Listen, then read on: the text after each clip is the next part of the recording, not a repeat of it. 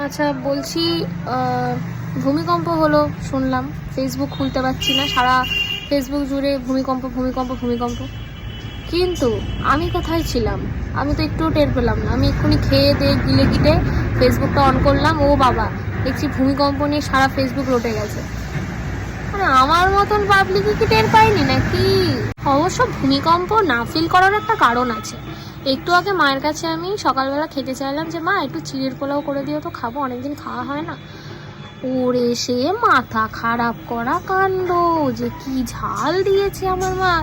এই ঝালে আমি এতক্ষণ দাপাদাপি করছিলাম, তা আমার তো ফিল যে আমি ভূমিকম্প যে ফিল করবো এটা তো কারণ আছে, আমি তো এই কারণে অত ফিল করতে পারিনি।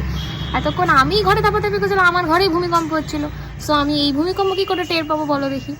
হ্যাঁ, এত ঝাল দিয়েছে, ওরে বাবা রে বাবা। কে কে টের পেয়েছো জানিও, আর যারা যারা আমার মতন পাবলিক পাওনি তারাও কমেন্ট করো। আমি তো পাইনি, কখন হলো?